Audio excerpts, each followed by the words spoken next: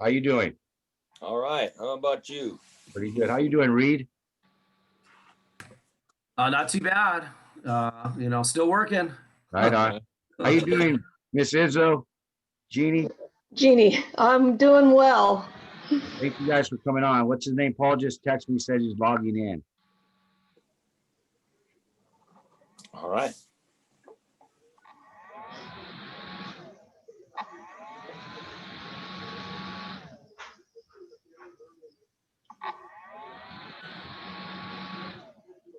All right. Hey, Paul, how you doing? Can you hear us?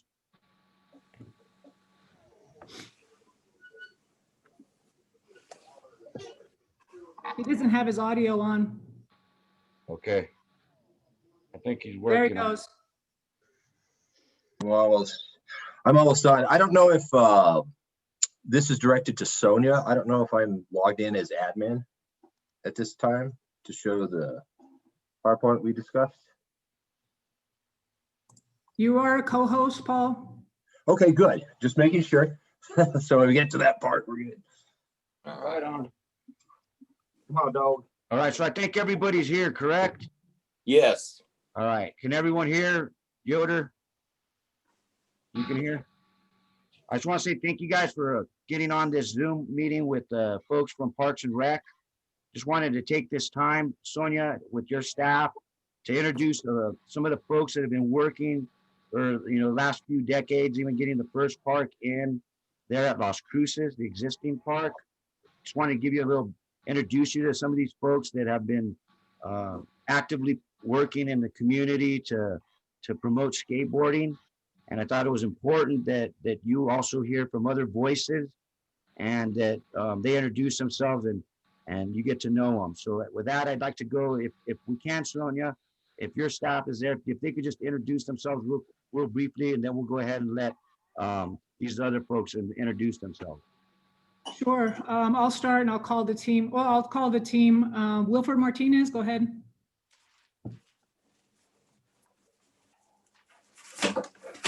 Good evening. My name is Wilfred Martinez. I'm a project specialist with Parks and Recreation. I've been helping out with the skate park renovation project, and we continue to support the project however or wherever we go with it. So glad to be here. Thanks, Will. Amy? Good evening. My name's Amy Johnson-Bassford. I'm the grants administrator for the city of Las Cruces. And all capital outlay appropriations are considered grants. And so I'm the overseer of those grant documents and activities under those projects. Thank you, Amy. Rudy? Good evening, it's Rudy Trevino. I'm Parks Operations District Manager, and my crews take care of the cleanup and maintenance of the skate park. Kathy? Good evening, everyone. I'm Kathy Matthews. I'm the landscape architect with Parks and Recreation, and I work real closely with everybody here to make these projects happen. So good to meet you, and I'm happy to hear what you all got to say today. Thanks. Franco? Good evening, everyone. My name is Franco Granillo. I'm the Parks Administrator. The skate park is under my responsibility through Rudy and his staff. So we'll be working closely with that area and with new possible skate park areas as the time comes. So thanks for having us here. Robert? Good evening, everyone. Robert Nunez. I'm the Youth Services Administrator within Parks and Recreation. And myself, Sonia Delgado, Director of Parks and Recreation. That's all the city staff. Right on. Thank you guys all for being on. Appreciate you. With that, I want to go ahead and just open it up with Reed and Jeannie to just give us a little bit of the history of getting the existing park there, your efforts in the community and input and on the existing park. I'm giving you guys each 7 minutes. I have Reed opening up. When it hits about 6 minutes, 6.5 minutes, I'm going to throw this yellow card up. Reed, can you see it? Okay. Yes. And when you're done with the 7 minutes, I'm going to throw the red card up. But you guys just know when you see the yellow one, kind of close it up, but if you need a little bit more time, you see the red one, you still want to finish the thought, just finish the thought.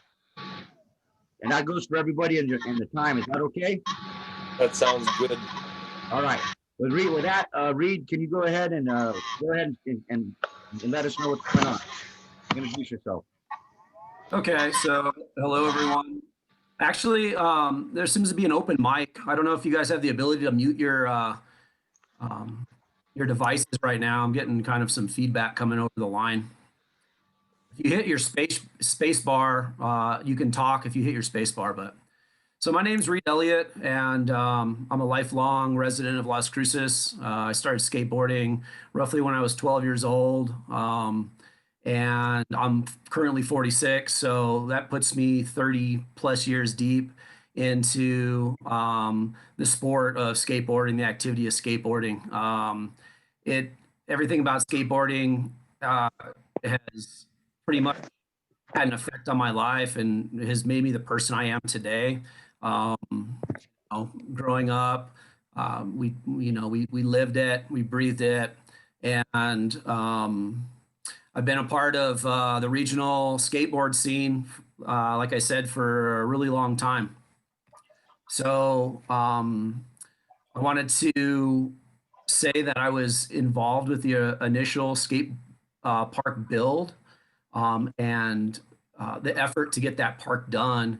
And I wanted to share some. I created just a little bit of a timeline. It's a little wordy, but if you can just bear with me, I want to kind of give you guys an idea. I think one of the things we really want, Jeannie and myself really want to stress to everyone tonight is that when we built this skate park, it wasn't us going up to Santa Fe and them giving us $845,000 and the park was built. It was blood, sweat, more blood, tears, tons of tears. People had major health issues. It was an effort by the community with well over 250 prominent businesses involved in this effort. The skateboarding community as a whole donated to it. And we're talking about hands-on work. We're talking about going to that skate park and we're using shovels and we're using picks to get that done. We're having bake sales, we're having skateboard contests. So just a brief history. I'm going to see if I can share my screen with you guys here.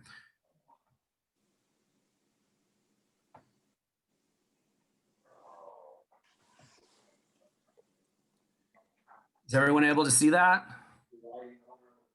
Yes. Okay, so timeline, the history of skateboarding goes back way before 1993 in Las Cruces. We have guys on this call that have been skating since the 70s. But for my generation, the first time I can really remember this kind of being a skate park being a real thing is in 93. There was a group of guys organized and they went to the city council and they petitioned them to build a skate park. And they did that for multiple years. And in 1995, a skate park bond issue was brought forth to the citizens of Las Cruces, but it was voted down. So that kind of crushed everyone's dreams. And 93 was when I think we started going to city council, but I mean, the dream of the skate park was many years before that. Yeah. So what happens is in 1996, roughly, former Mayor Reuben Smith, he starts this program called the Mayor Youth Advisory Board, and it was for outstanding students in the Las Cruces School District who really showed promise. And one of those members was Jeannie Izzo's daughter, Pamela Izzo. And she happened to be involved with a group of people that were into skateboarding. So she realized that there was a void for the sport itself. We were mainly skateboarding in the drainage ditches down on Don Rozier. But so the Mayor's Youth Advisory Board, they were able to bring forth projects that they wanted to have the city sponsor in favor of the youth. So pitches this idea to the city. In 1997, the Mayor's Youth Advisory Board, they hold a skateboard contest down at the Don Roser Ditch. There's like 400 skateboarders in attendance. At that point, they're like, wow, this is a real thing. You know what? We're skating in a drainage ditch. There's no skate park. We're the second largest city in New Mexico. The bond issue didn't go through. So in 97, the Mayor's Youth Advisory Board decides to take on building of the skate park. Pam Izzo was hired as the Youth Link coordinator. She met with the mayor and other city departments, and she was the coordinator between what was happening. So roughly 1998, Ted Scanlon, a local architect, retired, offers his services to help design the skate park. That same year, Ted and 50 skateboarders, we all met at Court Youth Center. We discussed the design. And at that, right around that time, there was a need for a parents group, and a parents group was formed. And that's where Jeannie Izzo will come in, and she'll talk to you about everything that she did with the parents group. Again, the city donated the land, but they couldn't pay for the skate park because the people of Las Cruces had voted it down. So it's not feasible. So Jeannie and her other parents formed a parent coalition, and they were responsible for fundraising and PR, while the skateboarders, we told them what we wanted, what we needed. They went out, they told us, we have this, we have that, go get it. They organized work days for us and really sort of wrangled the cats that we were. Anyway, like I said, the city donated that land. I think it was an old dump. And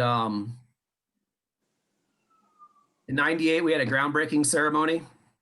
And in 1999, the Mayfield High School government class, they had an exercise. And what they did is they drafted a bill to be presented to the New Mexico legislation. And it was, I'll show you a copy of the outline. But it was to ask for funds for the skate park. You have to go steal wood from What ended up happening was Pamela Izzo and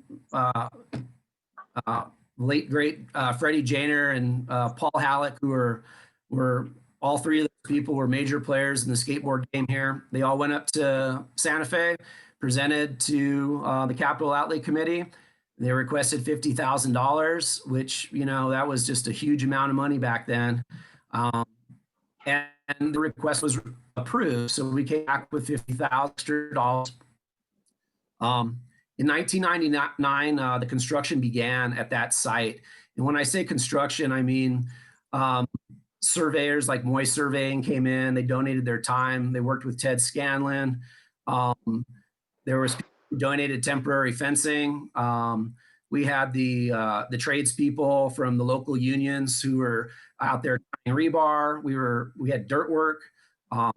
And all this time, Jeannie and the parents and the young kids were knocking on doors, going to all these businesses, asking them for donations. We had concrete donated. We had metal pipe from Horonata Water donated for the coping that you see now. The lights that are currently at the park were, those were scored from, I believe, maybe Barrett High School, but they're state-of-the-art lights. We went out, we found this stuff. The city didn't put any money into this thing. It was all the community. And it was one of these things where the young skateboarders, there was a need for the skate park because the business owners were just kind of getting fed up. The skateboarders were on the property. They were being a nuisance. So what had happened is it was this really interesting thing where the skateboard community and the business community sort of bridged together and worked together, and they both figured out something that they wanted: us off their property, and the skateboarders wanted, a piece of property to skate. So that's kind of the backstory there. Roughly in late 2000, the coalition that had formed had kind of ran out of steam. There was so much physical work to be done. We're talking about finishing concrete. We're talking about spraying concrete. We're talking about shaping forms, heavy duty groundwork. That you have kids out there that are 12 years old, 14-year-olds. Some of us were 22. We had some 25-year-olds out there. Like I said, we're trying our best, but we really needed somebody to come in and finish this off for us. So the parents group, what they ended up doing was they approached the city and said, you know, we really don't have the resources. And they asked if the city could finish the job. And the way the story goes, and Jeannie probably has firsthand knowledge of this, is that, you know, Reuben Smith agreed that, you know, we had come this long. A lot of public pressure on the city because they would go by every weekend and see a bunch of kids out there and say, what the heck is going on out there? Why are these kids out there with shovels and pitchforks and axes? And they're not making any progress. It was a dead end game, but we were out there. We were trying and trying. So anyway, long story short, city gets involved and they said, we'll take over. So they came in, they finished the park, and we had our grand opening November 17th of 2001. At that time, there was, I can't think of the guy's name. We talked about it earlier. He was the Department of Recs head. But he had put in for the skate park for an award. It's New Mexico RP, which is probably, you know, Recreation and Parks Association. So that It was Ted Novak. Thank you, Jeannie. Okay, so I got to go. I'm getting the red card. We're going to pass this on to Jeannie. Just want to make one last point is that I want to let you know that this skate park was a huge community effort. Okay, so to go in and just bulldoze this thing, it doesn't sit well with everybody.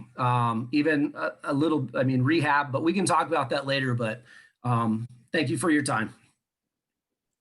Reed, this is Sonia. What's that last page? You can barely see the. Okay, so this is a list of all the people. This isn't even all the people. I mean, this is a list of 200 businesses right here that donated their time, their materials. We had a 401 or a nonprofit set up under the Court Youth Advisory, and everything was tax deductible. You know, we did everything. The Mayor's Youth group. I mean, they did this like a real city project, but it was done by Pam Izzo and the youth, the skateboard youth, and some parents. It's an incredible story that really has been forgotten. If this park gets jackhammered, a lot of people's blood, sweat, and tears are, you know, for naught. So I just want to, you know, say or stress a little bit that, you know, we need to tread lightly and we need to be respectful of what we have put in place here. So with that, I'll turn it over to Jeannie, if that's all right, Arturo. Yep. Yes, sir. Thank you for your time. Right on. Thank you, Reed.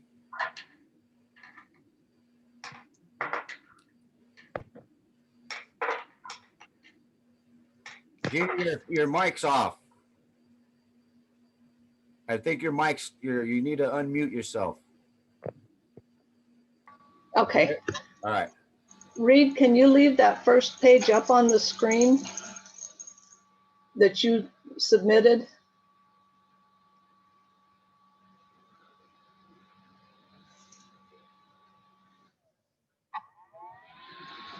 Thank you. I'll try and, Reed has covered most of everything that needs to be said. The basis of this was a group of skaters or a group of kids skating in the ditch. And one day I stopped. This was after my daughter Pam had started getting involved with a group of skateboarders. And one day I stopped and sat in the parking lot of, I think Eddie Benz's construction offices were at the place at that time, and I watched these guys skate.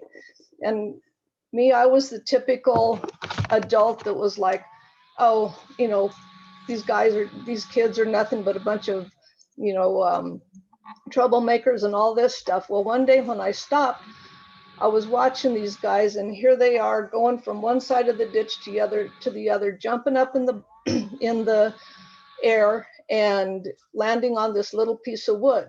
And it's like, no, it made me really stop and think about how athletic skateboarders are, and how it was a one-person sport, not a group sport like football and all this stuff. It took a lot of skill for young people to be, well, young people, old people, whoever, to be able to do this. I tried to stand on a skateboard one day on a carpet, and it was like, no, this, you know, I'm gonna fall. So Pam having the ability to be in a place and time where she could approach the city council and make the city realize that there was a definite need for a place for skaters to be, was great. We went and our first money raising project, Beverly Floyd, was one of my great helpers with this, and Freddie Janer's mother was another one that was a great supporter of all this. I can't remember all the names of all the people that helped at this point in time, and for that I apologize. But it was a group of adults that realized that these kids had a dream, and it was our job to see that certain members of the community that looked at this group of youth as just, you know, no-gooders or whatever, needed to have their voice spoken or listened to. So we formed the support group, but it was us.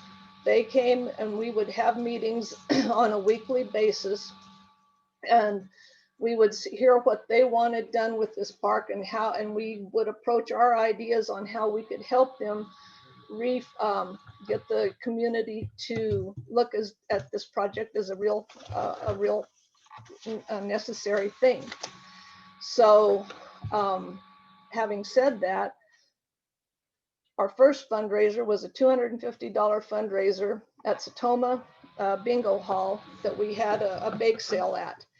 And then we had another probably $250 car wash. With that money,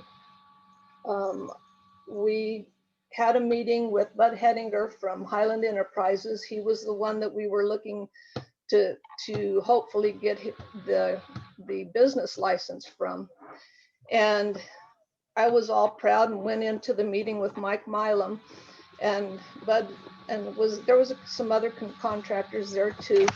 Anyway, here we are, and I'm presenting this $500 that we had and said, hey, can you give us a license? Can you help us build this park? And he looked at me and I was like, are you kidding me? You come back with more money and we'll talk about it. So we went out, we had these contests, we had other fundraisers and stuff, and we went back about a month later and we had raised $10,000. Now our park that we looked at was going to cost about $250,000 is what we figured the park would be. From that, Bud Hedinger came forward and says, okay, you guys are serious, we'll give you, I'll support this park. And the list of people that you saw, once we got the word out about what we were doing, and we had the skaters build a ramp that they could set up at different functions, the whole enchilada. We did a tailgate skateboard demonstration at one of the football games. Out at the fair, we set up this ramp, and the skaters would show people, come and do, skate, and show people in general that this is what skateboarding was. It wasn't just running amok on the sidewalk or going down rails, handrails and stuff like that. It was a genuine sport. So having said that, all I can say is there was 5 years of blood, sweat, and tears put into the existing park, if not longer. In the middle of it all, I ended up having to step out for about a year because I had cancer. But when I got fixed and I came back home and we jumped back into it, 2 or 3 years later, again, we had the grand opening that Reed was talking about. To me, it makes no sense. It's wonderful that this $800,000+ has been designated towards a skate park. Plus another 100,000 is my understanding towards well, that's supposed to be going to build a new skate park. I think you've got the thing flipped around. I think the 100,000 would be put at much better use in refurbishing the existing park and fixing areas that need to be fixed there. And the larger sum going towards building a new park. It was always our intention, once we turned the park over to the city, that more skate parks would be built around the town. This park that we built, granted, has some issues and stuff in the design and that kind of thing, but it's not anything that has, I mean, kids skate it. Everybody has skated it. We've had some top named skateboarders come through and they've praised the park. And I will turn it over to whoever's next.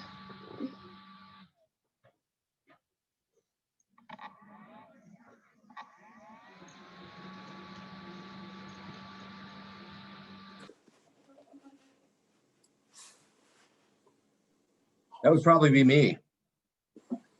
Sorry, I've actually never done Zoom before. Okay, well, hey, Paul, excuse me, Paul. I just wanted, Yes, I couldn't get the mic going, but Sonia and staff, I just wanted you just to, I'm really proud of, I'm a product of and part of that scene that Jenny and Reed were speaking about. And there's a lot of us out here still living and raising our kids and taking them still to the Don Roser Ditch and the skate park and parks in El Paso. But there was a lot of work that went into building that park. And I think what Jenny was saying at the end is it's an existing park that's still being used till today. I mean, the kids are having to wait to get in there. They got a security guard. Once they hit capacity, they stop. So that park is still a good park. With that, you know, I'm really honored to have Mr. Paul Zimmerman to go ahead and speak. Go ahead, Paul. Cool. Nice to see you, Jeannie. It's been a minute, huh? Yeah, it's about 20 years. I was working for KTSM TV in El Paso, and I did the story about the making of the Las Cruces skate park, and we interviewed Pam and Jeannie and Mike Milam, and I actually posted a little clips out of that recently. I know that Art saw, so right on. It's just good to see some folks. And Tommy Yoder, pool history, hell yeah, buddy. But what I'm going to do, I'm here representing the El Paso Skateparks Association. I'm going to share my screen, and hopefully we have a PowerPoint I can bring up and show you folks. Boom.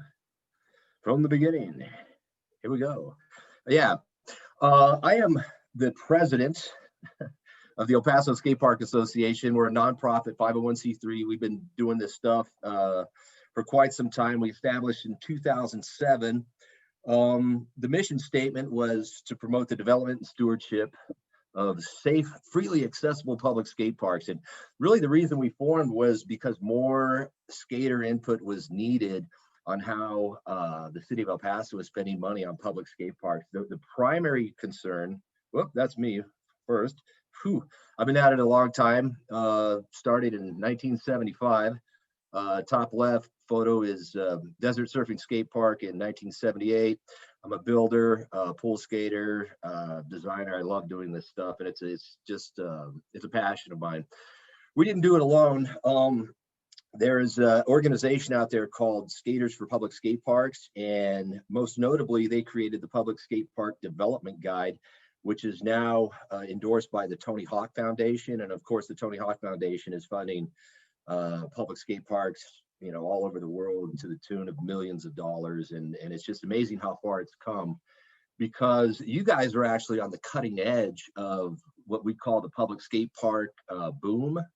Before that, it was all streets. You had the private parks back in the 70s, but when hazardous recreational activity laws started to be passed, cities started spending money on public skate parks, and there was a lot of really bad skate parks built. There was a few good ones. So the idea was to take the lessons learned from the few good ones and not repeat the mistakes with the bad ones. Our problem in El Paso was modular ramps. They were spending like tons of money on these prefab setups that were sold to the city by, they built jungle gyms and stuff. They were playground manufacturers, notably out of Minnesota, Landscape Structures, Inc. There's a few other ones who just wanted to cash in on the public skate park boom. We did extensive safety maintenance reports that are still on our website to this day, just to show that this was really not the way to go. They were overpriced. They would fall apart. The warranties weren't worth the paper that they were written on. And ultimately, they were dangerous to ride. And I hated skating there. Luckily, we were able to turn the tide. And right now, we have 4 progressive concrete skate parks in El Paso. This one is the one I like to ride the most. It's Northeast Regional, established in 2014. But the thing that our organization's most proud of is our dual purpose stormwater drainage projects that we worked on. We're one of the leaders worldwide in this for building skatable ditches that essentially, you know, when they're not moving water, we're skating them. So you're getting kind of twice the bang for your buck. This is kind of the crown jewel is Van Buren Dam. We did it with El Paso Water. It's one of 2 projects we did with El Paso Water. We've also done 2 with Scott Wenton, who owns Wenton Homes in El Paso, and we're very, very proud of this. We actually have a little ditch tab on our navigation on our website, and I just love it. Projects in development. This is stuff we're working on now. Eastside Regional, 50,000 square foot skate park, but the city's cash poor. It's almost like going to the restaurant, you over order. They did that. So, but they're going to build 25,000 and then 25,000. Right now, we're at 60% design on this one pre-COVID. This is something that I've been working on with Brock Bustillos. They're actually going to take one of our old ramp parks, break it down. They're going to build a hybrid skate plaza. One of the cool things about this was the architect engineer firm that we were working with on this. They actually have it written in the construction documents that we, the El Paso Skate Park Association, get to sign off on the formwork and all the earthwork before they pour concrete. The reason being, we're the skaters, we'll pick up all the little flaws and things that'll either make or break it, and you have to be able to make adjustments on the fly in the field. Otherwise, you're wasting your money and you're going to wind up with something less than. We are currently working with the county. Suddenly, the county of El Paso, they came up with $500,000. They're trying to get a Texas Parks and Wildlife grant to basically do above ground or above grade flat slab conversions of like ramp parks gone bad. They bought Rhino ramp equipment that's in horrendous shape. You have all kinds of meat hook screws, but this is just a top line drawing of something for Gallegos Park in Canutillo that I did, because I don't know AutoCAD, but I do know how to use a compass and a ruler, and you know, we can figure that stuff out. This is what we want to do, but TxDOT's redoing Spaghetti Bowl. We want to actually do an above ground flat slab conversion of 2 old unused tennis courts under the Spaghetti Bowl overpass in central El Paso. The key thing is it's under the bridge, so you're protected from sun, which out here we know the sun will beat you down in the summer, and you're protected from rain as well. The picture on the right really kind of shows the construction methodology used to do flat slab conversions, where you basically saw cut the existing slab, you epoxy rebar dowels into the saw cut edge, and then you rebar up, form up, and do your concrete. Biggest challenge with any public skate park project is going to be money. Luckily, you guys have money. A lot of people have no idea what a quality skate park costs. So that's this middle section of the PowerPoint here. What is this? 2014. This is Northeast Regional Skate Park, the one that I love to ride.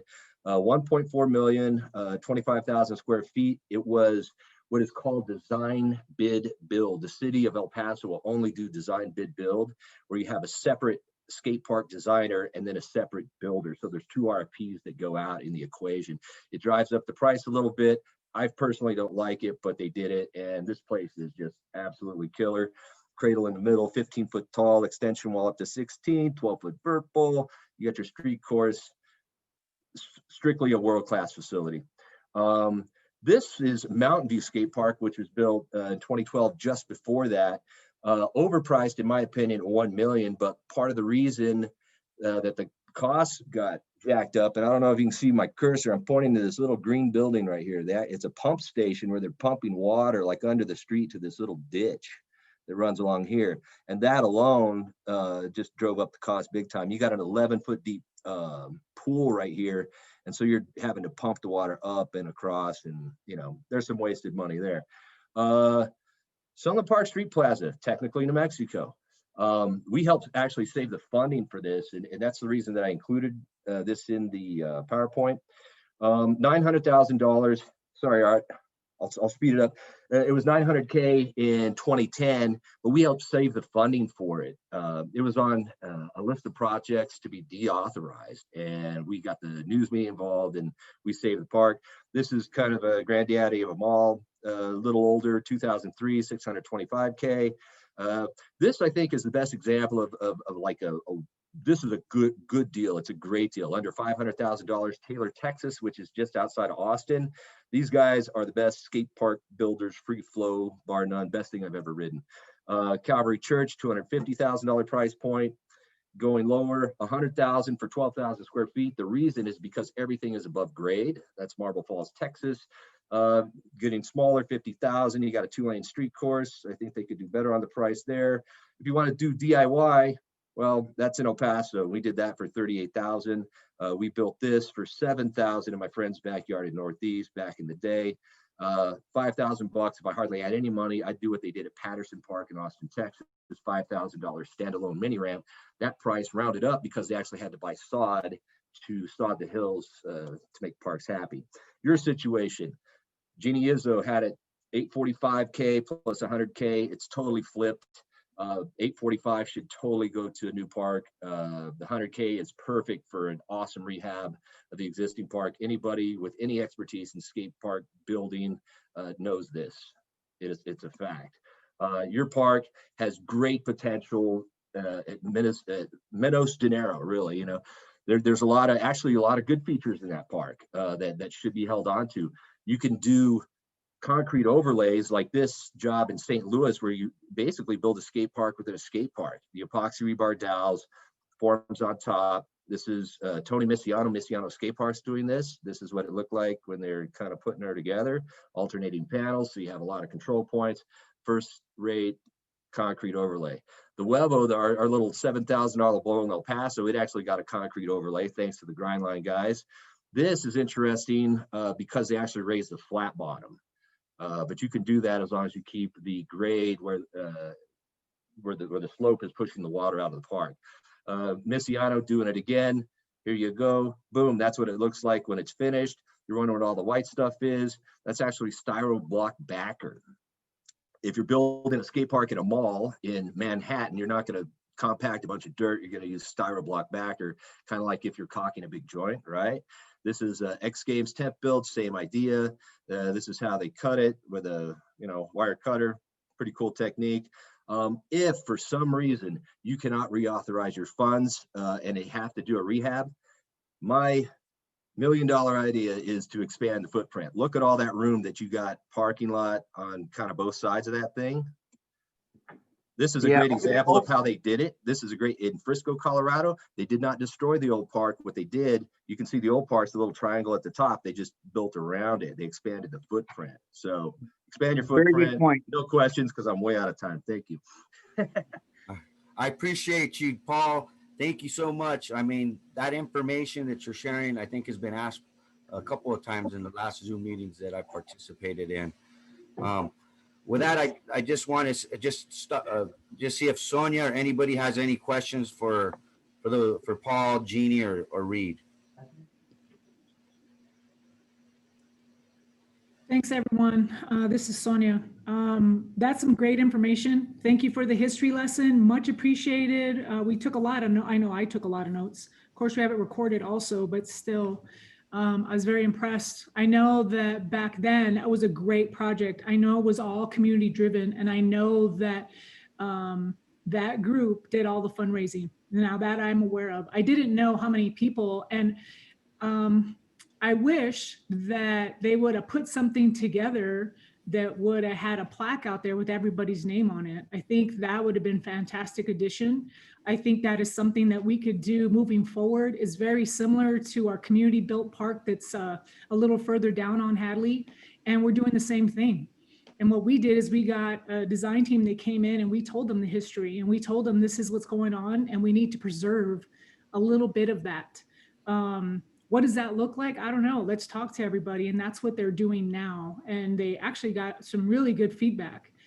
I would envision the same thing would happen with this skate park, especially when we get to that point, because I think that is fantastic. I think our community does a wonderful job of coming together to do great projects, to spearhead, to, you know, say, hey, we need this, and they get the momentum going and they do what they need to, and as much as they can. And I think that's fantastic. And I want to be able to preserve that for everyone else coming down the line, because that's important. It's very, very important so that we can keep that going. As it relates to the two funding sources, well, the two amounts of money, I'll let Amy Basford here talk about that. She knows it like the back of her hand. She is our grants person. She works with Parks and Rec directly. And then I'll give you some more information from the other coalition. I do have a couple of questions for the group. But before we do that, I just wanted to just take a little break in there. I still got 4 other guys, but I'm going to ask them if, and for the sake of time, if you guys could keep your comment. I was giving you 5 minutes, but if you can do it in 3 minutes, and then at the end we'll go ahead and talk about with you and Amy. We'll talk about the reauthorization and what's going on there, and then there's a couple little things at the end. Okay. If that's All right, okay. sounds good. No, that's fine. It's all yours. All right. So I appreciate that. I just wanted to, but Tommy, if you can go ahead and give us a little bit of your input. I know you participated in the survey that was out there, and if you could just give us about 3 minutes of your time, and tell us what you think. Yeah, you bet, Arturo. So that was something I really want to appreciate everyone involving us in the conversation, because that means a lot to have everybody in here, and everything that Reed said and how much it means to the community. Him bringing that and that aspect into y'all's decision is very important, right? Because you need to think about your constituents and how they bring that in and want things to happen. And it's not the 7, 8, 10-year-old skaters, right? It's the parents and the folks that want those kids to have a nice place to go and skate. So the fact that everybody's here doing it, I really appreciate that. Jeannie, everything that you did back in the day, Reed, all of you guys. And the reason I wasn't there back in the day is because I was raising a family, and that was just the situation I was in at the time. And so now I'm trying to change that. So my name is Tommy Yoder. I was born in Roswell, New Mexico. Well, I was born in Wiesbaden, moved to Roswell. I started skating over here in the ditches in Las Cruces. That ditch you talked about behind Ben's Construction, before there was even Ben's Constructions, we were skating that ditch. That's what we had. There was a park in Ruidoso, there was a park in Roswell, there was a park in El Paso, but through all of those times, right, those were for-profit parks.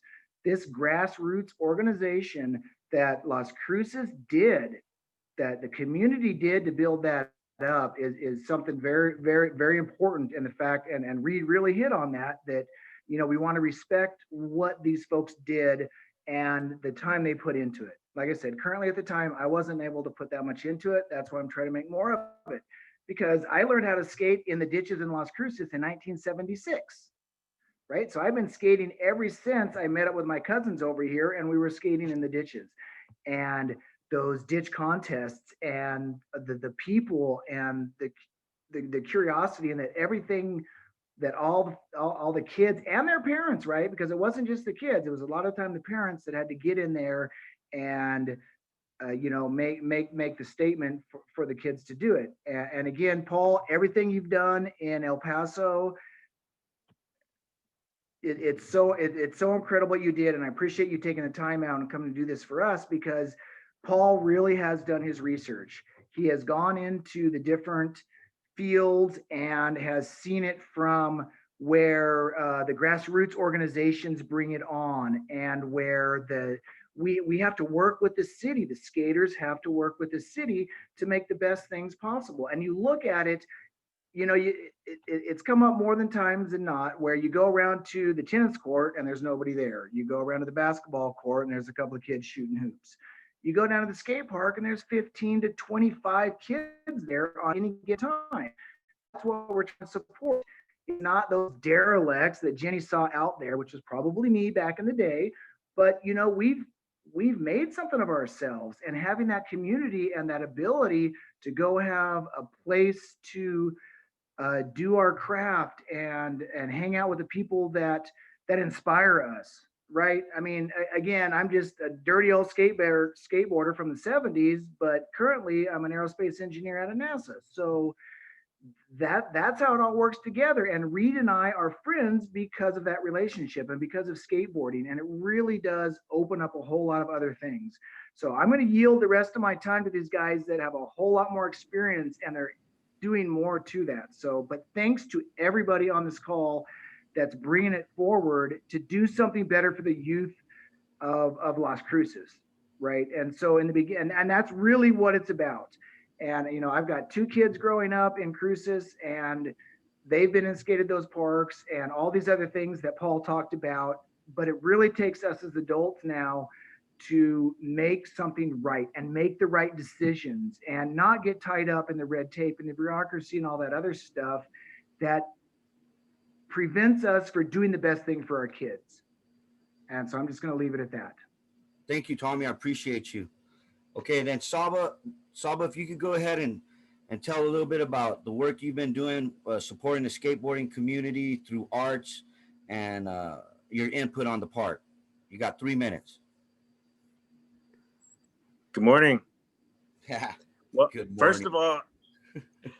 First of all, I am so honored and thankful to be able to address all you guys. You guys are rock stars and just killers in my book. You know, the paving founding fathers and mothers of the skate culture in this community here, that I, you know, am proud to be a part of now. You know, after opening one of the only skate shops, you know, in the time that I've been around here, which has been about 10 years, you know. But I know a lot of these guys are responsible for, you know, for previous skate shops. Anyway, I just wanted to, you know, let you guys know that I look forward to having a new skate park,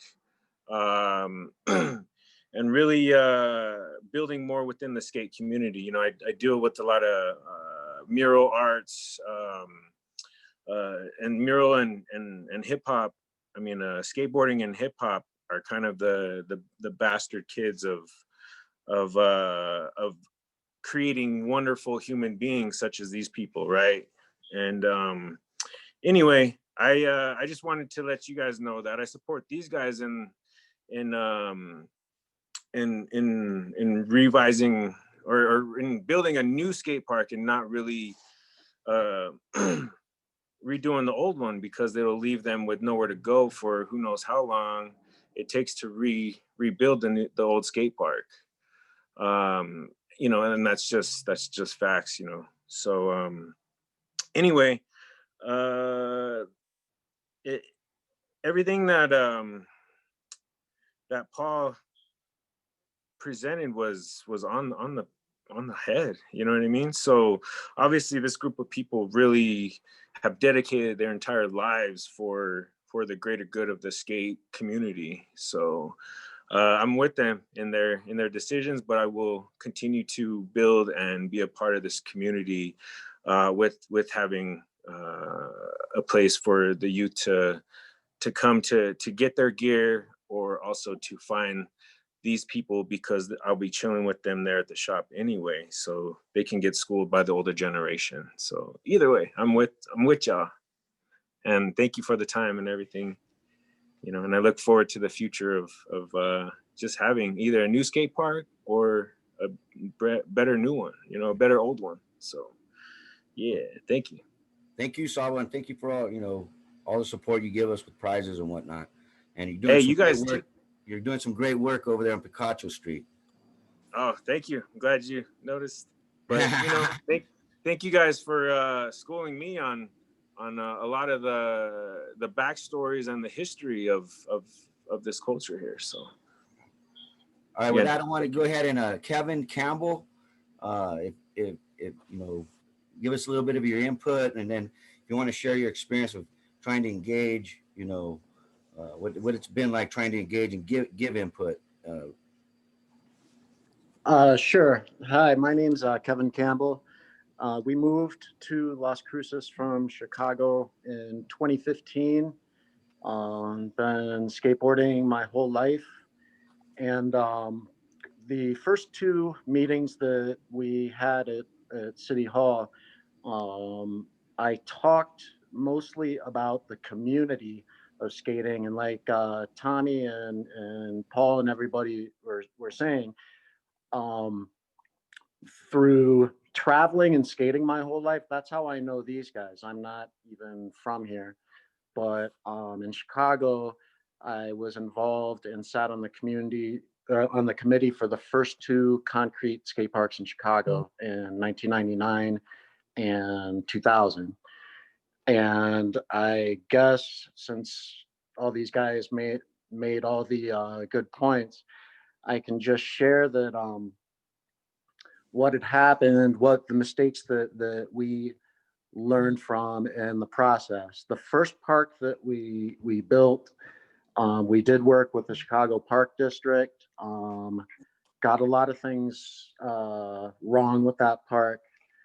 And I think the main issue was during the bidding process, they wouldn't let us give any input as far as recommending or even putting them in touch with skate park companies that do this professionally. So the second park we had done was done by, we got it right. It was done by Site Design Group and Colby Carter. I believe the same people did Carolina around the same time. And having that park built a community in this part of the north side that was pretty run down and pretty ignored and neglected. And ever since, I was meeting people from all over the world skating Wilson Park in Chicago. I started traveling and skating parks myself. And so over the years and during my adult life, I came to appreciate and make all the relationships that I have now at good skate parks all over the country. We have people that come through all the time to skate the parks in El Paso and then go the other way to skate the parks in Albuquerque and drive right through Las Cruces. If we had a good park here, I feel that people would be stopping here and skating and spending money here like they do other places. But thank you, everybody, and I'm really looking forward to it. Okay, thank you, Kevin. Appreciate you. Pablo Martinez, if you could share Yes. your input and then just the efforts and your history there. Yes, hello, my name is Paul Martinez. I've been in the skate community, regional skateboarder for many, many years in the community. The community donations and meetings that Reed had mentioned earlier, I was a participant in all of that. I just want to include that some of the years that I was there in Las Cruces, I had participated in that community upbringing for the initial skate park along with Jeannie and Reed. And I know Paul and Tommy Yoder through skateboarding scene regionally, originally from Hatch. And I know these guys who are from neighboring cities. So I consider myself a regional skateboarder. longtime skateboarder, over 25 plus years. And I understand that this community has come to a current situation where we're under this review board for meetings for the understand all of the legwork that has gone in, and along with Paul Zimmerman's expertise and Tommy Yoder's input and the current situation that we're talking about with I believe that the without I want to be careful about the work that has been put into the current park also, but I also want to just put it out there that a new park would be whatever it would be great as well too, like Kevin Campbell just had mentioned, and Saba. And I think along with what Jeannie had said, with the $100,000 refurbish, they have that switched around. I think the larger sum should go to building the new park. That's just my input, though, from here being a regional skateboarder. I'll hand it over to Arturo and the rest of y'all's expertise and experience. And thank you for your time. I appreciate all the efforts with Paul Zimmerman, Tommy Yoder, Saba, Kevin Campbell, and Jeannie and Reed. And I'll give it back to you, Arturo. All right, I appreciate you. Thank you, Pablo. And Pablo's been one of our first sponsored skateboarders with Team Puro Chile and our oldest and longest team rider still. So I'm really proud to say that. But I think one of the things that I want the staff and Sonia, there's a lot of people out here that have been working hard to keep skateboarding. That's our lifestyle. And so we during the pandemic and all the efforts that went up until this year, we really haven't had an opportunity to come together and share with you who we are and then our input. And so that's something that I really want you guys to take away from this meeting today is, from here on out that, there's us and many others. And I think that's what really needs to take place. And that I've been, challenging these other folks and challenging you guys there at Parks and Rec to do is the outreach. The outreach is important to us because of the history and the work that went into this current park and just the community that it created. And so I believe that, these, like when you have someone like Paul Zimmerman and Reed, all of us, Jenny, subject matter experts, they've had years of dedicated, involvement in the community. And this project is a challenge. And, we went to Santa Fe hoping to build a new park. And we were very privileged, in my opinion, very lucky to be able to come back with $950,000. So that money now is we're talking about is there available, and we tried to get it reauthorized. We know we have the support of our elected officials, and we know there's some issues and concerns, and there's some decisions that we're going to have to work on and make. But because of the COVID and the pandemic, I think we could push the brakes a little bit, and with your advocacy on our behalf to, say, look, there's a real argument to say that $845,000 should be put towards a new park. So with that, I'd like to go and open up the whole item on the reauthorization. What does that mean? And is it still on the table? And share with us, where we're at in regards to trying to get that 845 towards a new park and switching the 100,000 to the rehab. Hey, Arturo, let me add something real quick. I really want to hit on some of the things that you said as far as the fact that you've got a bunch of these old skaters here, and you congressfolk, you're seeing that there's a bunch of us that, I started skating here in '76. Reed wasn't too far behind that. Pablo and the same thing. But we've also got kids, and we've got friends with kids, and a lot of the friends that we're hanging out with like to skate too. So it's really not just appeasing us as activists later in our life. It's really us as entrepreneurs, or not entrepreneurs, as folks that have been doing skateboarding our whole life, and we're not just doing it for us. Yeah. And so I really do appreciate the fact that everyone's come together to listen to the different sides of it. But it's not just from our point of view that we want a good place to skate.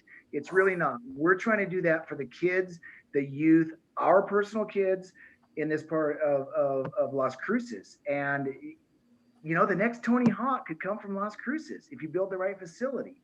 You really can give those opportunities to these kids and make it something very nice. So I'm gonna leave it with that and turn it back over to Arturo. And I appreciate what you say there, because, you know, my kids, I drop them off at the park. We got a team riders, Pablo. I mean, we got 5 That's riders. really nice to hear that too, because I have kids and nephews and nieces and friends too that are in the young kids that are the youth. Yeah. But my kids right now don't want to sit on a Zoom meeting, and my kids, right. No, and they're not gonna. Right. Yeah. So we're the ones out here advocating for that. And I appreciate you folks with the city that are willing to sit here and listen to this. So we really do appreciate that. And this is the voice of the skateboarding community of Las Cruces reaching out to you guys. And I appreciate the fact that you guys are willing to listen. Yeah, absolutely. Absolutely. And so, like, with that said, I mean, if you can just go ahead and just tell us where we're at with the reauthorization, and then, you know, if you could go ahead and share. So I think that's my cue. Yes. Amy Gaspard again. I am the grants administrator for the city, and I handle the contracts from the state for this money. And so let me give you just a little bit of background for those of you who didn't get the opportunity to go to Santa Fe last year. The city's request for the skate parks was a $3 million request.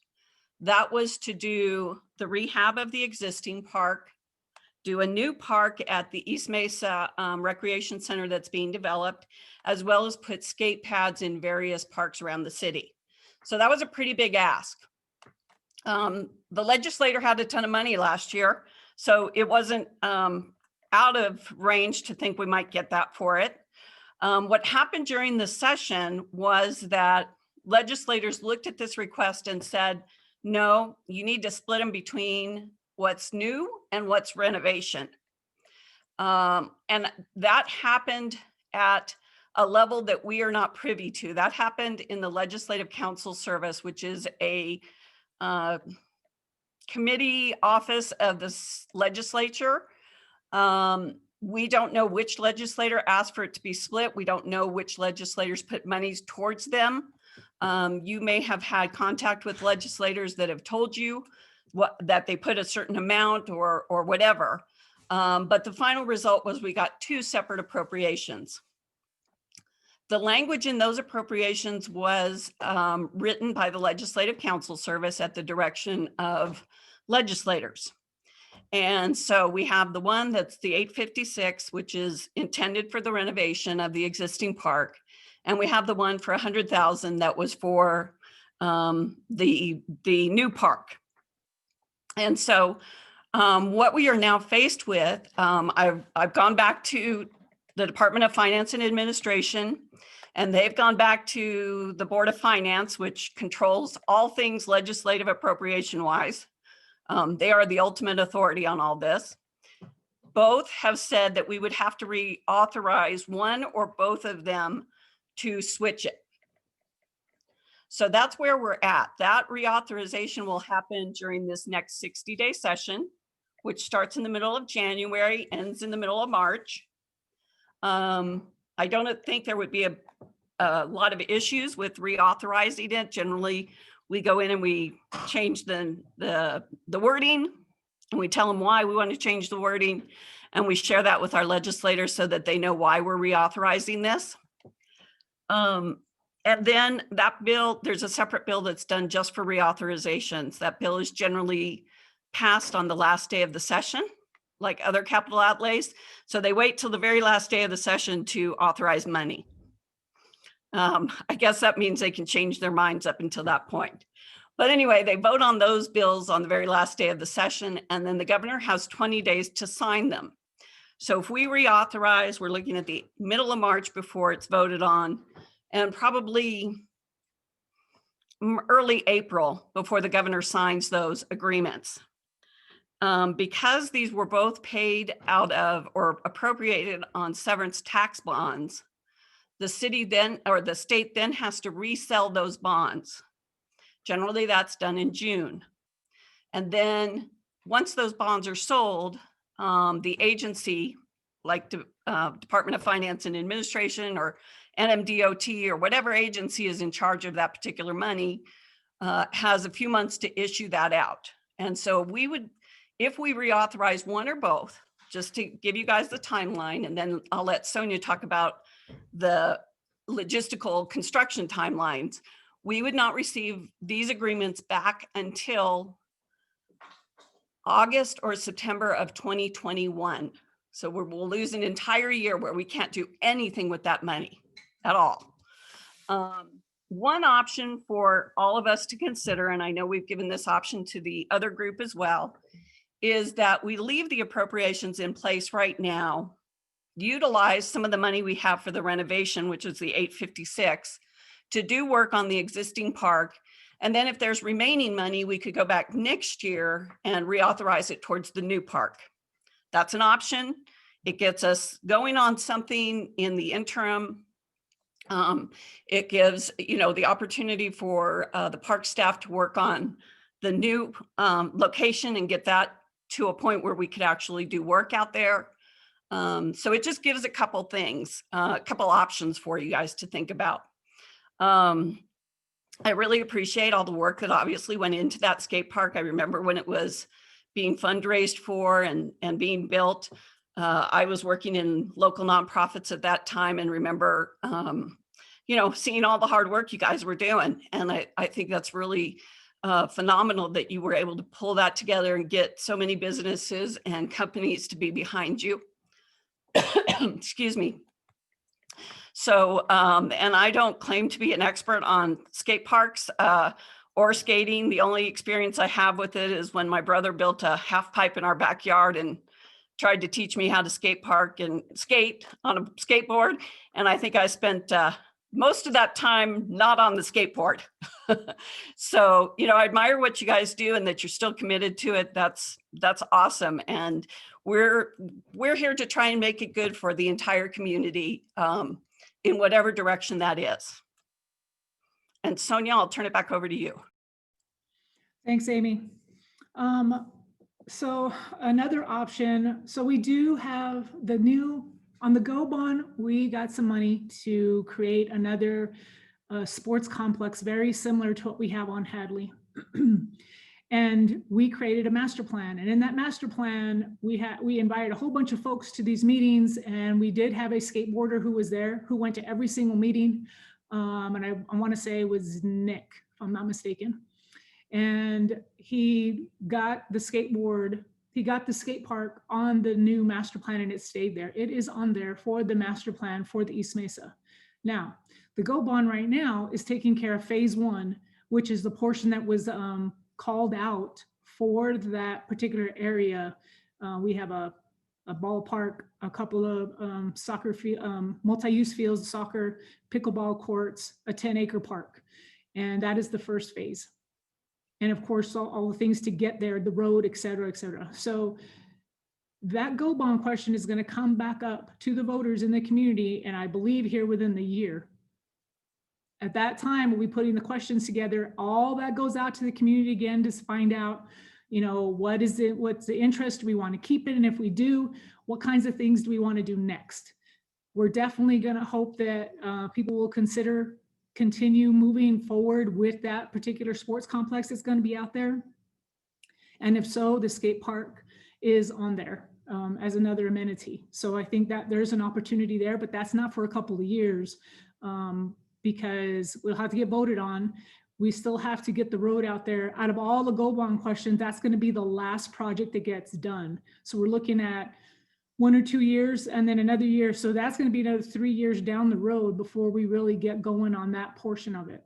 That's an idea.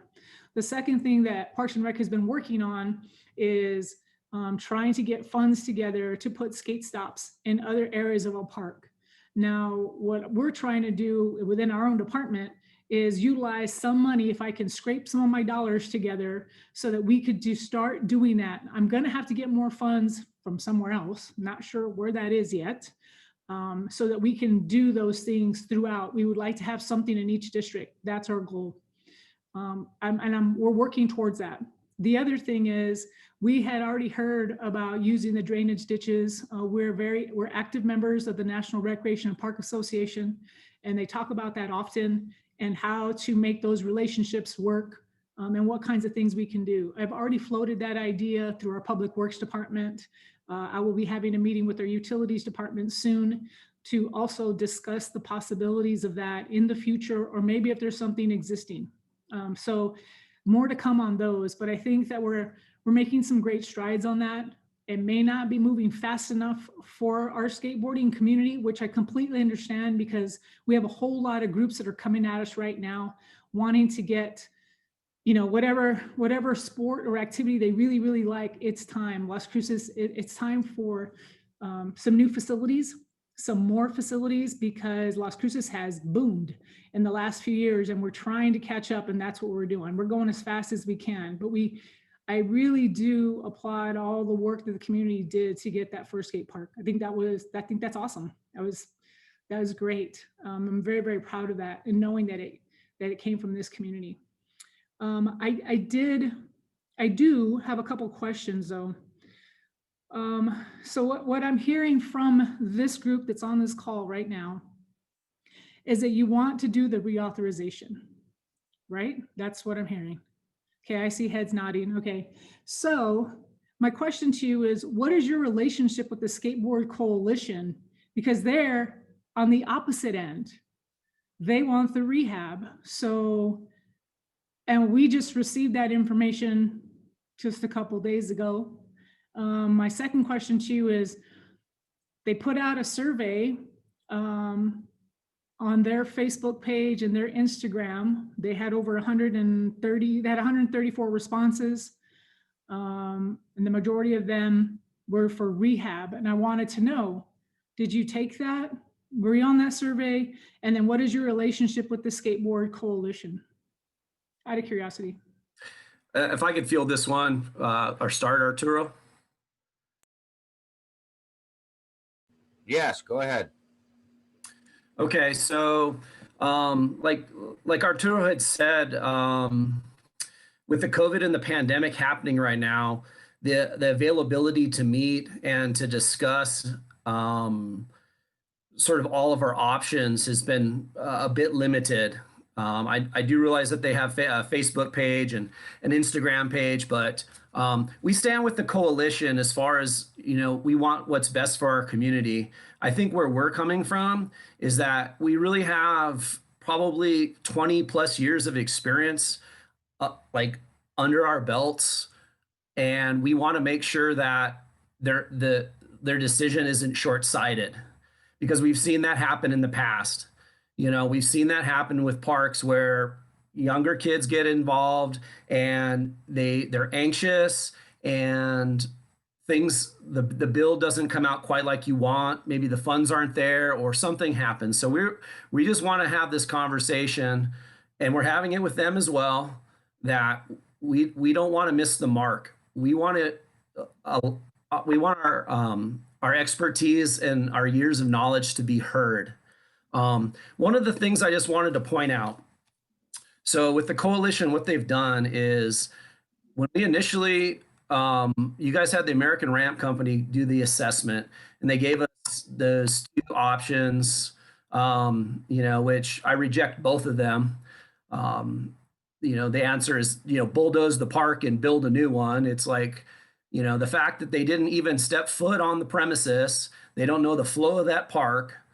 You know, everything was taken because of COVID by photographs. So it's very easy to sit back and be an armchair quarterback from someplace in St. Louis and say, this park sucks. There are great aspects to that skate park, and that park does not need to be bulldozed in the manner that they're saying. I'm telling you that right now. So when the coalition put out a request to say there was an option. We could possibly reallocate the funds. So they put this survey out, and the survey came back. It was insane. We got like 3,500 hits in like a week. Okay. The initial skateboard survey that you guys had with American Ramp Company, I mean, how many people really participated? 200 people, maybe? So we sent out this request. It goes on blast. 3,500 people respond that they want a new park. They want that money reallocated. Now, all of a sudden, the coalition's coming back and saying they had 131 people vote, and 80 people want the park to be rehabbed. Give me a break. Come on. You know, that's the skateboarding. Those are the young kids at the park. And don't get me wrong, I don't want to dismiss their opinion. Okay. I want a bowl. I want smooth transition too. Okay. But it's not, the numbers don't add up. 130 people voted, and they came to you with 130 votes. And what was it? 80 people wanted to go ahead with the rehab, where 2 weeks prior to that, we had over like 3,500 people tell us on that survey from SurveyMonkey that you saw that we wanted reallocated. Okay. That's the skateboarding community. 3,500 people, not 131 people. So I'll just leave it at that. But I would like to say, let's use some common sense and put some infrastructure in place for these skateboarders that they can access for different parts of town. You go and tear that one up, no one's going to be skating there for the next few months while it's gone. They're going to be back in the streets. In the meantime, you start working towards, even if it takes a little bit longer, the reallocation to give kids of the East Mesa the opportunity to be able to walk to their skate park, not just the kids around the area where it's at now, so it opens a lot of that up to a better community across Las Cruces as a whole. And just looking at the numbers, again, let's look at sustainability. Again, how much effort we have to put into it for a little. How long's that skate park been in Las Cruces? 20 years.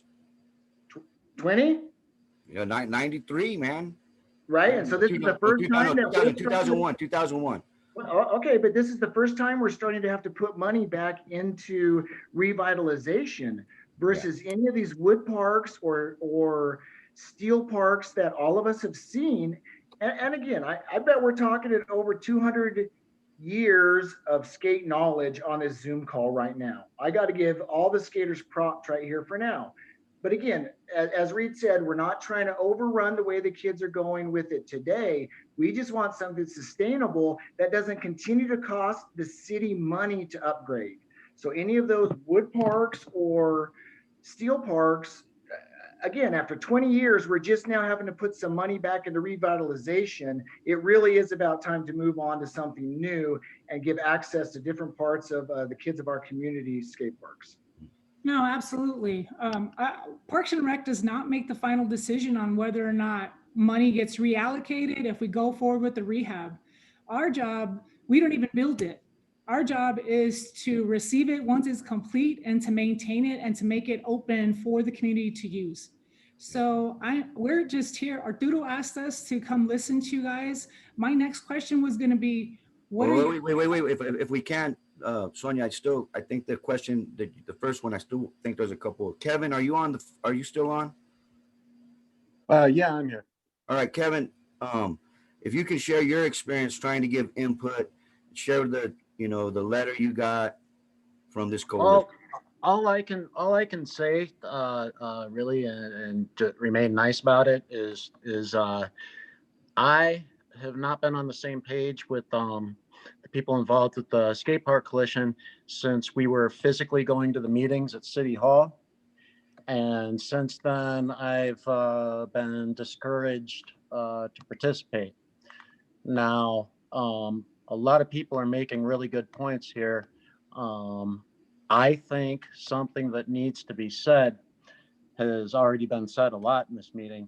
We have experience, the people on the Zoom call. We've been skating for over 30 years. Most of us have experience sitting on skate park committees, getting good skate parks built, even working on skate parks ourselves. So What I was getting at, Kevin, what I was trying to get at was, so Sonia, when you asked me what's our relationship with, with the current, with the coalition, the so-called coalition that they have, I've asked this question. They have not been able to answer it with me privately when I met with them, but I don't know who their coalition is. yeah, that's a good way to put it. I don't know who their that's where I'll coalition leave is. it to. And so like when I met Kevin a few years back when we did a downhill contest, and we had a bunch of skaters coming behind a mountain. But then as I was reaching out, because I had to reach out to this coalition to get information, and I kept, I kept on it and on it. And then when they started telling me they had these meetings, I kept asking, well, can you invite us? So I put all these folks, Paul, hey, can you talk with us? Can you invite us? We've never really been invited. The meetings that I participated in, and I would say that the ball really got rolling when we were, most of us here on this call were listening to the Zoom meeting with Logan and the city council and the mayor, and listening what they were saying. They were even saying the same thing. 845 to rehab, 100,000, how much, even the mayor was saying, how much would it cost, So when we were listening to that, we were like, well, how do we get involved? So so I started reaching out, and every time my personal experience is I've been totally disrespected on those meetings. That gentleman, Nick, you mentioned, I mean, he's totally, challenged me in ways that I feel embarrassed. I just don't even know why I got to explain myself. With that said, I wanted to just let you know that we really don't have we all are in support of the end goal, which is a new park. How we get there is the issue, and what we're advocating and fighting for is what we want. We want a new park. We would like you guys to advocate and say, yeah, it's going to take a little bit of time, but we're hearing, from different folks in the community that you have kids and that they're still skateboarding. We want the best for with the community, and as taxpayer dollars, 845. I think if you ask taxpayers that question, I think they would agree that 845 would be better spent on a new park, and 100,000 would be great for a rehab. But my experience, and Kevin, if you can, because what really offended me hearing this, well, Kevin, if you could tell about the letter they sent you. I was basically there were people that I was talking to and trying to get to come to these meetings, and my whole position was, why don't we talk to the people who have achieved what you're trying to achieve? Some people like Paul Zimmerman, other people like that. Eventually, I was told by who runs the account that my involvement wasn't wanted. But all I wanted to say is every city I've ever been in with 2 skate parks, they build the new skate park and they leave the old skate park alone so the kids can skate while the new skate park's being built. That's every city I've ever been in. That's what we did in Chicago. I've skated all over Florida. I've skated in California. Yep. That's what people do. So yeah, I guess I totally acknowledge that. Hey, I want to be the meeting police here for a minute and just respect people's time. It's been almost 2 hours now since we've joined. I'm probably going to have to drop off. I don't know how many other folks are on any sort of time constraints. It would be nice to walk away with some actions. I have not been taking any other than viewing our opinions and where we want to go forward with our city officials. What else can we maybe use the next 10-15 minutes towards getting some concrete sort of actions that we can all work for? We all had great opinions, and I appreciate everybody weighing in on this. But what we can do, what can we do with this meeting and the last few minutes that folks have left that we can move forward with? Okay, I think we've done a real good job, Tommy, on time. It's only been an hour and we're coming up on an hour and a half of what I want to plan, but you're at the right mark. But yes, so understanding the skateboarding coalition and we're all working towards the same end goal, which is a new park. When I was on the last Zoom meeting, I brought up and I did some research, and they were talking about the Highway 70 part. But then I found out about this Loman project, and I believe the city is right now taking input on that, and that may be a potential place where we could build a new park. So is that on the table? And I think I did mention that at that last Zoom meeting. And I think Sonia, you said something that if you could share with us what you know, and is that a space where if we were to get it reauthorized, that we might be able to, you know, begin somewhere like there? And maybe how could we on this call and for sharing with others advocate for that? Okay, Arturo, there's two things. One, as it relates to action. Since we've heard two different opinions, and I know the end goal is a new one. Our end goal is to have another new facility, absolutely. But I can't pick one over the other. That's not my job. I need to figure out how to bring both groups together. But I will say this, your action that you could do immediately, you could contact your counselor in your district. You can contact the mayor and let them know that, you know what, you have an opinion and it's different than what the coalition, you'd like to reauthorize it and this is why. And basically tell them what you just told us, you know, throw it down on an email bullet form and then send it to them.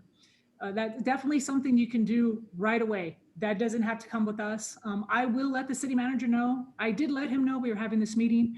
I will let them know that you might be contacting them so everybody understands what's happening and where they're going. Again, I ultimately don't make that decision, so city council could help with that because you've got two different ones. Yeah, the end goal is the same, but you've got two different ways to get there. As it relates to the Loman project, now that project, I don't know any more than what I said before. There's a new Loman project happening. There's going to be some land out there. I do not know what they're going to do with it, but I'm sure that they're probably going to have some community input. They usually do. That starts with community development. They do those types of big projects. I don't know what the timeline is for that. I'm not aware. I probably will find out sometime later in January as it moves along. But that's certainly an option. So I would keep my eyes and ears open for that because usually they'll send out a notice saying, hey, you know, there's a project. And again, I don't know exactly if they already have a plan. I don't know if they're going to have some recreational space. No clue yet. But it's always a possibility, right? It's always a possibility to put that out there. So yeah, and all due respect, that's down the road. What action do we need to go against? Yeah, that's. I think what Sonia just shared with us is, and I agree with her 100%. Is I know that all of us have reached out already once before to our city councilors. I know Reed shared with me a response. Let's go ahead and reach out to our city councilors about the reauthorization. You know, after this phone call, just send it to the mayor and maybe CC all the city councilors. I think that's a really quick and easy. That we support, you know, reauthorizing, you know, the 845 towards a new park and flipping it the 100,000 towards the rehab. Hey, Arturo and Sonia, quick question. Who ultimately will make the decision whether or not the funds are reauthorized, and is there a deadline? Well, so ultimately, whether they get reauthorized is going to come down to the state. Now, the decision to take it back to the state, it looks like city council is going to have to step in and help with that, because I've got one group saying they want to do the rehab, and now I have this other group saying they want to get reauthorized. So well, I mean, I don't think it's.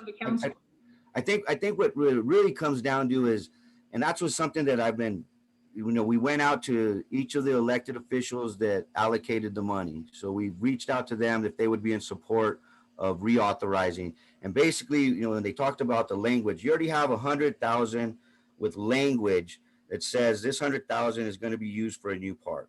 So that's one project and language that's there in place now. And then there's a 845 that's saying for the rehab. That language is already there. All we're saying is just take the 100,000 and reauthorize it back to the rehab and then the 845. But because of how it works, and I think Ms. Basford said it, you know, the Legislative Finance Committee, we got to go back, and it's going to take time. But our elected officials that allocated the money are in support of it. I do believe, after reading and communicating with some of the elected officials, city councilors, you know, it is going to come up to the city councilors. Right. It seems like it would have to come up pretty quick if the legislative session is going to start mid-January, correct? Right. So can I just throw in a little bit more time frame on this? Yes. So if we want to flip them, as you talk about, we basically have to reauthorize both, because the $100,000 is specific to a new park and the 845 is specific to a renovation. So if we want to flip them, we're going to have to do both. And as Sonia said, since we have some differing opinions in the community on what should be done, as city staff, we don't make those decisions. City council is the one who makes those decisions and gives us direction. I would need to know by, I'm going to say the second council meeting in January, what they want to do, because I have a deadline for submitting our request to the Legislative Council Service, and then them sending it out to the representatives and senators that funded those programs. So one of the differences this year, or actually any year, when you do a reauthorization, it goes back to the original people who authorized it. If those people are no longer in office, it goes to whoever replaced them. And you risk the chance of losing some of it. I'll just be real honest with you guys. You could risk losing some of the money that has been appropriated. So, but I have to get that submitted by the beginning of February. Okay, Ms. Bassford, you're absolutely correct. I think one of the things you may be looking at is Senator Papin and the money she allocated, and her now, I guess you would call her Senator-elect Hamlin. So I did speak with Senator-elect Hamlin and all of our elected officials, with the exception of Rubio and Ferrari, but the other folks have also talked with them. There was a letter sent out. They have no problem going back and reauthorizing it, so long as well. And so that's the majority of the time, Arturo, you're exactly right. The majority of the time you are. But when we submit our request to have it reauthorized, which has to come from the city, they're going to assume that we've gathered all the community input and the council has come to a unified decision.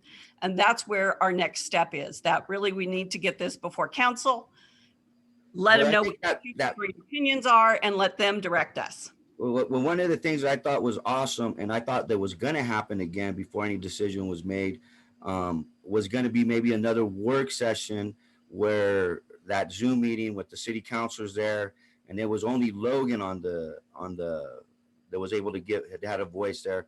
Is there going to be an opportunity where we can have a work session with the city councilors, and maybe, like, if we were to designate somebody like maybe, you know, Miss Jenny Izzo and Paul Zimmerman or Reed, to have a work session and have this conversation, expressing these ideas that we've been sharing with you in this meeting and the others? Okay, Arturo, that's maybe. I was going to ask Amy, with regards to the city council meeting, does that include the work session or a regular city council meeting? So it would need to go to, if we were going to vote, if we're going to leave it to the council to vote which way to go and to reauthorize both of these or reauthorize one of them or whatever combination of things they come up with, that would have to go to a vote for city council. Right. Okay. So that would be the 18th, because that would be actually the 19th, because the 18th is a holiday. Right. Okay. So the 19th, which will be a Tuesday, and because we can't do Monday, it's already too late. Packets are due prior to, because they've got to go through this whole long process. To do a work session, the next work session is on the 11th I do not know if they have any space. I do not know. And we're actually, I don't even know. I'll have to get with the city manager tomorrow and let them know. But I would encourage you to contact your city council, send them an email. You could do it tonight or tomorrow morning, and I will certainly let the city manager know that your ask is to have a work session so that all of you could be heard on that with regard with what you told us. And number two, that you're really looking for reauthorization of the funds and to send it back to Santa Fe. And that's what you're looking at, as opposed to the other group that wants to do the rehab. And of course, they'll probably have them there as well, is my guess, because Right. if they're going to make the final decision, they would have to turn around and make it on the 18th or 19th, I'm sorry, so Right. that Amy can let the DFA know exactly what we're doing, so that we can send it back and then they can do their thing. Yeah. Right? One other thing, Arturo, that I want to let all of you know is that the mayor does read public comment before at the beginning of every council meeting. And so if you weren't invited to be on the Zoom and give input verbally, you all can certainly put together written comments to the mayor for him to read at the time of that item coming up on council. And he's required to read those if you request that they be read as public input regarding this item.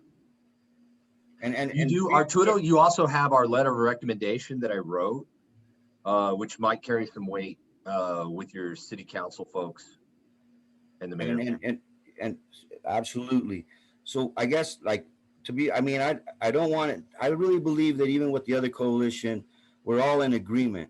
It's just that, and the reauthorization, understanding, and being able to have a conversation. I just, I think that we all can come together, and that's something that we can work on without, the city staff and you guys. We'll get in, we're going to talk to them after today. We're going to talk to them tonight, and just let them know. And I think we're all on the same page. It's just how we're getting there. We're just taking different paths.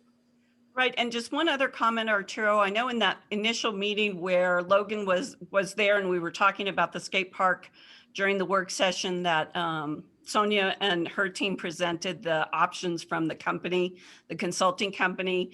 The mayor kind of threw out that, oh, well, we could just bond this out. That really is not a feasible option for us.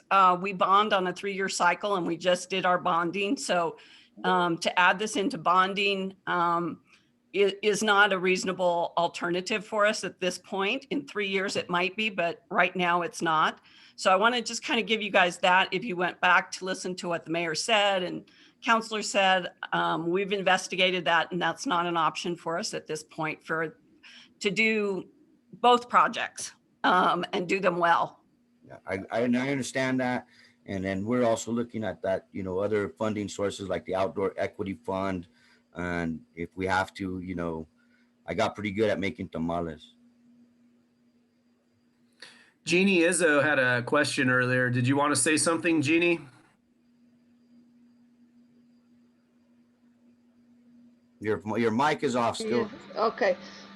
No, well, pretty much what I was going to say was we had run into the youth when back in the day when we were starting this project, and it went on for 5 years to get this skate park built. And one of the other reasons we turned it over to the city to help us get it finished was because after 5 years, these guys were getting kind of anxious to try the park out. And so the city came together and helped us get the park out. What I think I'm hearing now is this coalition is a young group of young adults that are anxious to have something get going. And so they aren't looking at the long-term or the feasible uses of this money. I think Arturo and all of you guys that have been on here and making presentations today, you're from the old school. And you, like you said, you have kids that are coming up. And so I think if somehow we can get the two groups, the coalition and us together, and maybe try and get these younger kids to understand the long-term effects of what we're trying to do is a lot more feasible. Also making them realize that once, if they go in and start destroying the existing park, they're not going to have any place, I think, to go. I think that needs to be pointed out also just to the city council and to the representatives in helping to get this money refunded. Yeah, it may take a little bit longer than anticipated, but the wait is going to be worth it in the long run. And then Paul, I know that I've included you in all these, and I know you and Reed have, but Paul, do you got any suggestions or anything you want to add? I would agree with what Jeannie said. I mean, if you present a united front with the kids, you get the kids to come around, then you avoid any confusion. I mean, if you put yourself in the city councilor's position, you're getting hit from both sides. What do I do? United front's the way to go. Right on. And then Pablo, Reed, you got anything you guys want to add? I would just like to say what Jeannie and Paul Zimmerman just said. One voice would be sufficient. I mean, very, very needed right now, necessary. And I think we're there, and I truly believe we're there. It's just being able to share where we're all coming from, and that they're yes, and then to the city folks, Sonia, Amy, and all you guys, Wilfred. There's a lot more people that could be on these calls. If we had meetings at the city council, there would be a lot of people there. I really believe that in my heart. So I appreciate you guys taking the time. Reed, you got anything you got to say? I want to thank everybody for giving us the time to tell our story. The story of that skate park is an epic story. It's nothing like it, really. We built that with, we didn't pay. It wasn't built with taxpayers' money. That was out of everyone's pocket and donations. So we just need to tread lightly. Thank you for allowing us to speak, though. Saba, you got it. Yeah, I'd like to ask if you have anything to say. Yes. Well, thanks again for this this opportunity. But back to what you guys just said was the skate park that is existing now is very special in terms of how it was created and how it was built.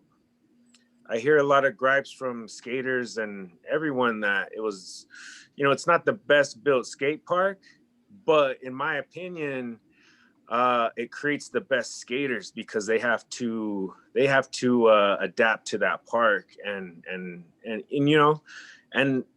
a rehab would be nice, but a total renovation of the whole thing is kind of disrespectful to the prior people's efforts, so I like the fact that Paul had if we go ahead and go that route, as a collective real coalition, which we will be in a couple of weeks, I think the new park is definitely going to be on the horizon for a lot of people. Only because I have kids as well, and they're gonna start getting to the age where they can skate as well. So I need them to have a place to go to mingle with the real skaters, and any skaters really. So I'm with keeping the park open and not renovating, so anyway. Also, one thing I wanted to point out, it's just weird when people say, or when we hear $800,000 for a renovation and only $100,000 for a new park. That makes no sense to me personally. But hey, I'm good with it anyway. So yeah, we were with Jenny Izzo going with $500, and here these guys are showing up with almost $1 million. Yeah. Hey, let's do it right. But they already have an existing park for all you guys at the Parks and Rec. That's a great park. I mean, it's at capacity right now. I mean, it's a great park. It would be great to see another park. I think they got the number. We wouldn't be having this conversation, at least not this conversation, if I think the numbers were the other way around. But thank you guys for your, if anybody got anything else they want to say. Arturo, real quick, this is Sonia. I also agree that it would be great if you guys could all come together as one voice. I think that would be huge for this, not only the skateboarding community, young and old, but as Can I like to say something, Sonia? We are, for the most part, what I've heard out of this meeting is one voice. And along with, you know, the switching of those, the numbers is what, that sounds more feasible to, you know, I'm going to just tread lightly and just be a regional skateboarder. I just would like to say thank you. I think what Pablo's trying to say is that, you know, we are here with one voice. It's just how we get there. And then the whole reauthorizing, I think, just kind of took us, you know, I wish we would have had 2 meetings like this. Well, my next point after that was, I think if one of you on this call could reach out to the other group and have a conversation with them, I think that would be a good thing. That, I mean, I'll throw that out there. I know that some of you have had conversations or maybe didn't have really great conversations with them. I understand that, but you know, maybe someone else could try again, or if you're willing to try. That's all I'm going to say. That's what I meant by having one voice, is bringing both groups together. Yes, the end goal is the same. The end goal is exactly the same. We've just got 2 groups going at it 2 different ways. And if the risk you'll run is you're going to let another group make the final decision. So if you guys can come together and present one and say, hey, this is what we do, it probably pay really strong dividends for you. So that's all I wanted to say. I really do appreciate you. Thanks for having us on this call with you and then listening to the story. I mean, Reed, thank you. Thank you very much for the history. I really do appreciate that. I will not forget that. Thank you. We'll definitely make sure that whatever happens with that skate park, there will be something there so people will remember that. And we don't have to tell the story. Someone can go up and read it. I think that'd be a great addition to that. I don't know what that's going to look like. Don't know how that's going to happen, but we can definitely make sure that that's important. It's very important. Yep. So thank you. Very important. Well, I do appreciate the fact that everybody took time out of their busy schedule to discuss and have an open forum on my favorite passion I've been doing for over 40 years. Everybody had really good points. Thank you all very much. I do appreciate it. And I think we're doing it for the right reasons. We're doing it as ambassadors for skateboarding, and we're doing it as leaders of our youth and providing them with somewhere to go and socialize and skateboard and practice sport and get outside. So thank you all very much for having the right mindset for being a part of this. Right on. Thank you very much to all you guys and your staff, and Happy New Year. Thank you all. Happy New Year to all of you. All right. Take care. All right. Take it easy. Again. Thank you, Sonia. You're welcome.